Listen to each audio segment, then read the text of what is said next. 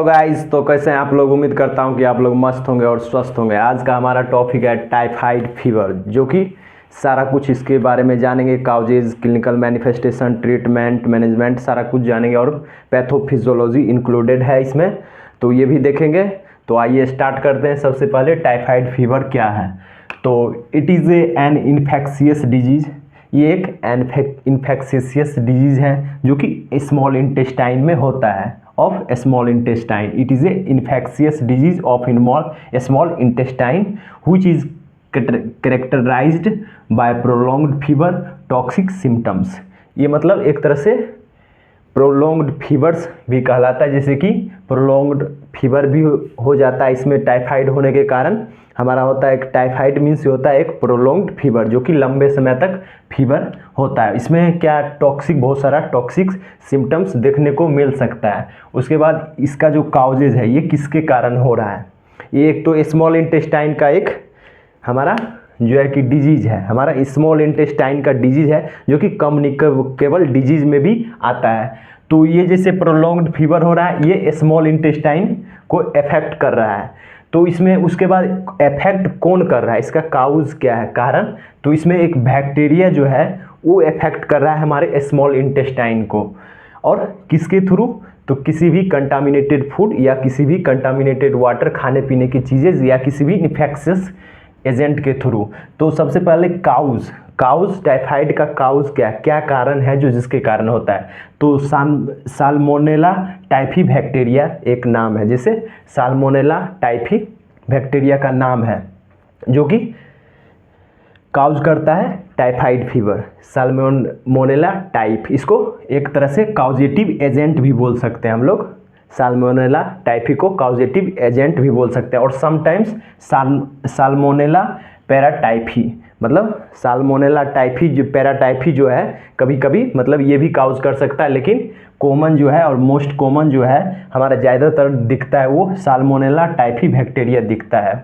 और ये एक काउजेटिव एजेंट है जो कि हमारे इंटेस्टाइन में जाके अपना रोब जमाता है और उसके बाद हमारे इंटेस्टाइन के जो इलियम ले, स्मॉल इंटेस्टाइन का इलियम पार्ट है, उस पे जाके अफेक्ट करता है। वहाँ पर जो पेयर पैचेस होते हैं, पेयर पैचेस हमारा जो एक तरह से बोले तो जैसे कि वहाँ पर हमारा रिसेप्टर्स की तरह काम करता है, जो कि बैक्टीरिया या किसी भी पैथोजेंस को, एक तरह से इन्फेक्शियस एजेंट को किल करने का काम करता है। मतलब पकड़ के वो, मतलब एक तरह से मतलब पकड़ के लिम्फॉइड टिश्यू को देने का काम करता है। मतलब लिम्फ सिस्टम, हमारा जो इम्यून सिस्टम है, इम्यून सिस्टम को देने का काम करता है पकड़ के। हमारा पेयर पैचेस होता है जो इन्फेक्शियस, मतलब एक सेक्रेटरी का काम करता है।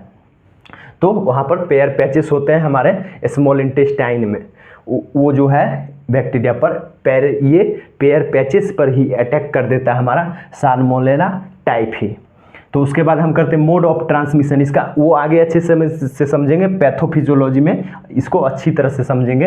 ये क्या है, मोड ऑफ ट्रांसमिशन क्या है, मोड ऑफ ये किस तरह से फैलता है और किस तरह से शरीर के अंदर जाता है। तो सबसे पहला है ओरल रूट, हमारे माउथ कैविटी है, उसके थ्रू हम कोई भी खाना खाते हैं, मतलब उसके थ्रू जाएगा। जैसे कि कंटामिनेटेड फूड या वाटर, किसी भी खाने का पदार्थ जो कि गंदा है, मतलब एक तरह से इन्फेक्शन, मतलब एक तरह से जो कि बोल सकते हैं, तो वहाँ पर हाइजीन का मेंटेन नहीं किया हुआ है, वहाँ पर खाते हैं। या बाहर में किसी भी तरह का खाना खाते हैं या होटल में खाना खाते हैं, कहीं भी खा लेते हैं, ठेला वगैरह, बर्गर, पिज़्ज़ा, ये सब के वगैरह, गुपचुप, पानी पूरी जो भी बोलते हैं, वो सब खाने की वजह से जो कि कंटामिनेटेड फूड होता है या कंटामिनेटेड वाटर, जहाँ पर एक तरह से हाइजीन को मेंटेन नहीं किया जाता है, वहाँ से खाते हैं तो वहाँ से बैक्टीरिया उत्पन्न होता है। वही हमारे शरीर के अंदर हमारे खाने के रास्ते से जाता है, मतलब हमारे जीआई ट्रैक के थ्रू जाता है। उसके बाद पुअर हैंड हाइजीन के कारण हो सकता है। उसके बाद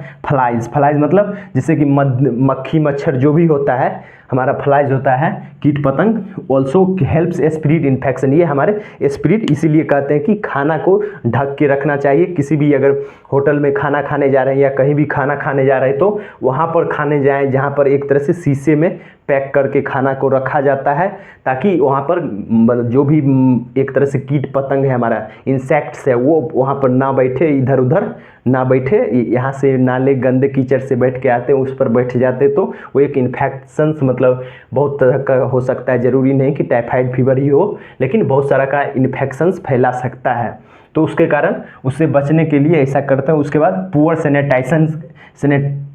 सैनिटाइजेशन के कारण हो सकता है, जिससे कि हमारा एक तरह से हमारा जो डेली लाइफ स्टाइल है उसमें हम किसी भी तरह का सैनिटेशन सही ढंग से नहीं कर पाते हैं, तो उसके कारण होता है। और उसके बाद है लैक ऑफ पर्सनल हाइजीन। हमारा जो पर्सनल हाइजीन है, डेली का नहाने का, ब्रश करने का, वॉशरूम मतलब हाइजीन मेंटेन करने का, वो नहीं कर पाते हैं, उसके कारण से भी हो सकता है। उसके बाद इंसिडेंस मतलब एक तरह से किस में ज़्यादातर देखने को मिलेगा, जैसे फीमेल से ज़्यादा मेल में देखने को मिलेगा। ये चीज़ हमारा टाइफाइड फीवर फीमेल से ज़्यादा मेल में देखने को मिलेगा। उसके बाद common between 10 to 30 years age, मतलब ज़्यादातर एक तरह से 10 से 30 के बीच में हमारा जो एज है उसके बीच में देखने को मिलेगा, उसमें भी ज़्यादातर मेल में।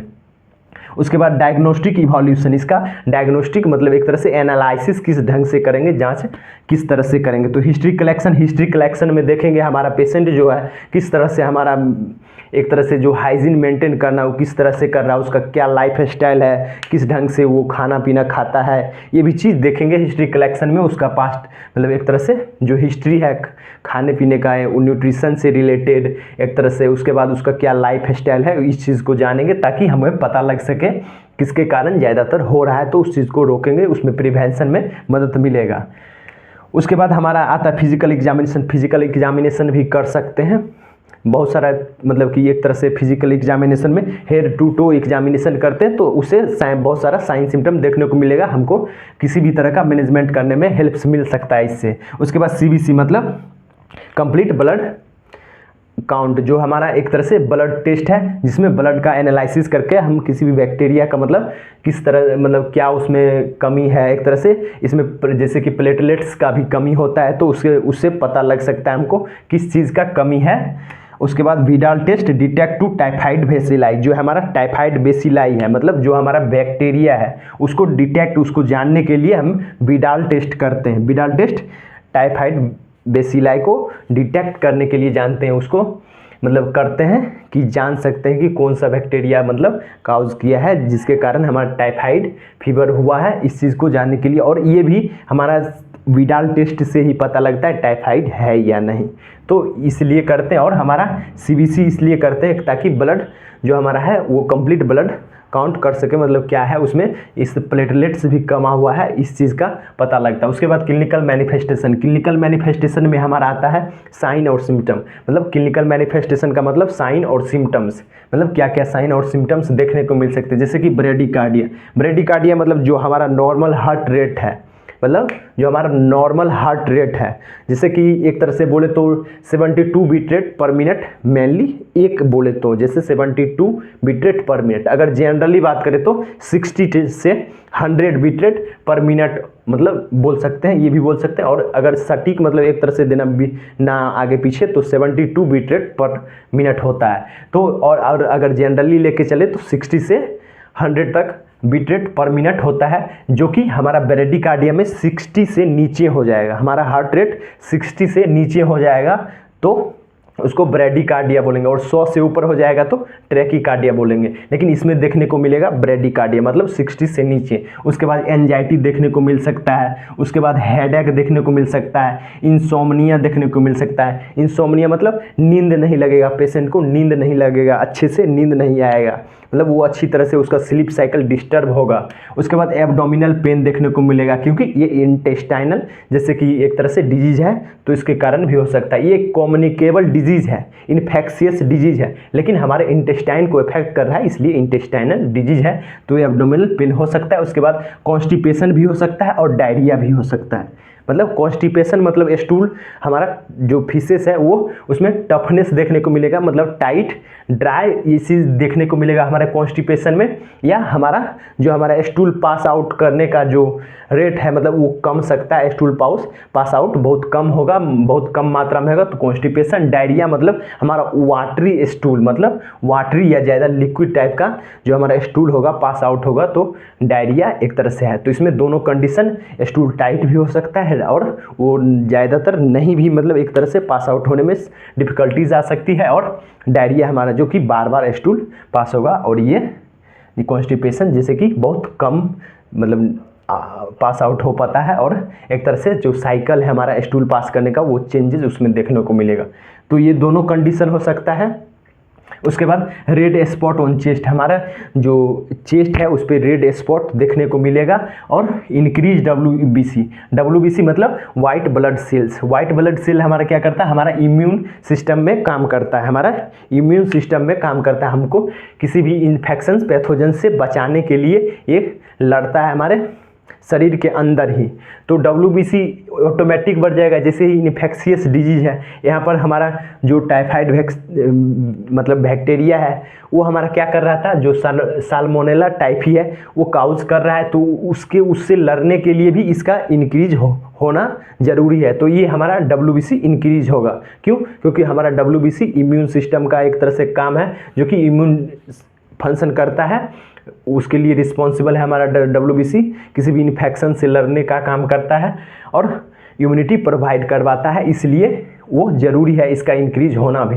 और ओलिगोयूरिया मतलब जैसे कि हमारा यूरिन पास आउट है, हमारा urine pass out mainly generally देखा जाए तो मतलब 1.5 लीटर मतलब 1.5 लीटर माना जाता है हमारा जनरली। लेकिन इसमें अगर ओलिगोयूरिया होगा तो इसमें पास आउट जो वॉल्यूम है, मतलब जो हमारा ओलिगोयूरिया में होता है कि हमारा यूरिन जो आउटपुट है वो बहुत कम हो जाएगा, मतलब 400 ml से भी कम हो जाएगा, मतलब 400 ml से भी हमारा कम हो जाएगा, तो उसको ओलिगोयूरिया बोल सकते हैं। उसके बाद लॉस ऑफ वेट लॉस हो सकता है, ड्राई टंग देखने को मिल सकता है। उसके बाद मैनेजमेंट का बात करते हैं, क्या मैनेजमेंट हो सकता है। तो सबसे पहले एंटीबायोटिक्स देंगे, क्योंकि हमारा एंटीबायोटिक्स बैक्टीरिया के कारण हो रहा था, इसलिए एंटीबायोटिक्स देंगे। उसके बाद इसमें भी सिप्रोफ्लॉक्सासिन और इजिथ्रोमाइसिन दे सकते हैं।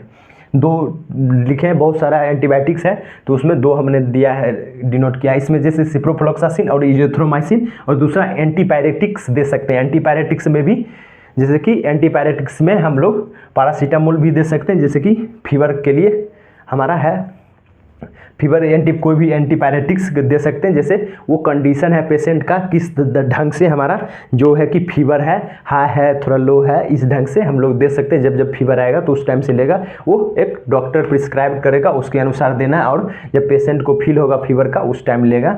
तो ये चीज़ है, अगर फीवर रहेगा तो एंटीपायरेटिक्स भी देंगे, और फीवर इसमें रहेगा ही क्योंकि टाइफाइड फीवर ही है, तो इसमें कम ज़्यादा होते रहेगा। लेकिन ये प्रोलॉन्ग्ड फीवर है इसमें होता है, तो ये चीज़ होगा ही। उसके बाद एडिक्वेट डिहाइड्रेशन, जैसे कि हम लोग, और एंड न्यूट्रिशन, मतलब हम लोग जैसे कि टाइफाइड हो रहा था खाने पीने की चीज़ से हो रहा था, तो इसमें क्या करेंगे हम लोग, जो हाइड्रेशन मतलब वाटर लॉस अगर हुआ है तो उसको वाटर मतलब एक तरह से पीने के लिए बताएंगे, या खुद उसमें अगर ज़्यादा डिहाइड्रेशन हुआ है तो उसको फ्लूइड भी हम लोग प्रोवाइड करवा सकते हैं, IV फ्लूइड भी प्रोवाइड करवा सकते हैं।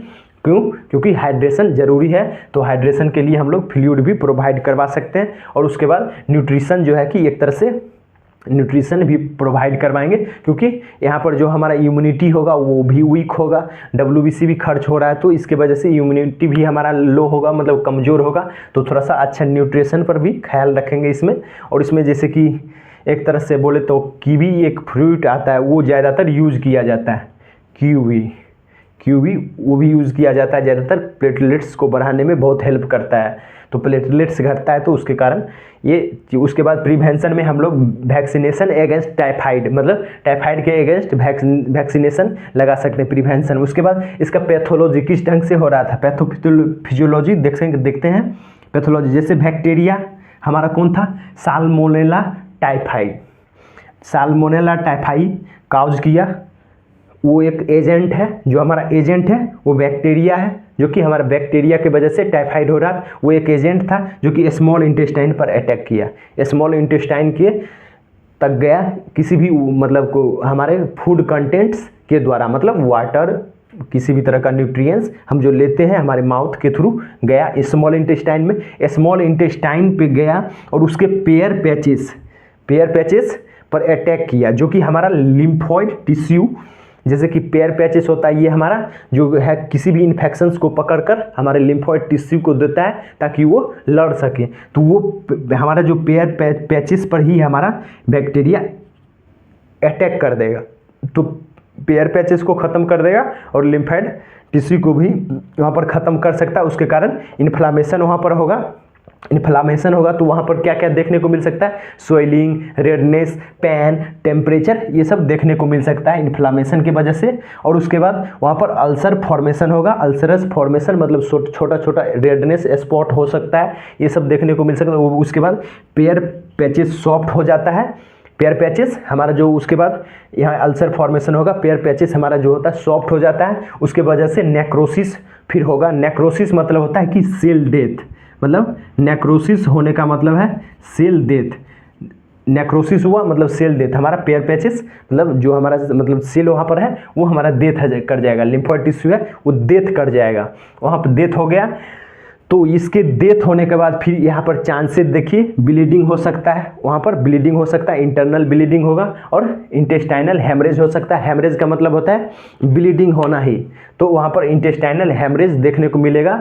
उसके बाद परफोरेशन देखने को मिलेगा। परफोरेशन मतलब है डिकम्पोजिशन, मतलब डिकम्पोज हो जाना, मतलब सड़ जाना। यहाँ पर परफोरेशन होगा तो वहाँ पर हेमरेज होगा। हेमरेज होने के बाद सड़ने लगेगा, हमारा सेल्स सड़ने लगेगा, मतलब परफोरेशन हो रहा है। परफोरेशन मतलब एक तरह से डिकम्पोज हो रहा है, किसी भी चीज़ का परफोरेशन हो रहा है तो वो डिकम्पोज हो रहा है। तो डिकम्पोज का मतलब सड़ने लगता है।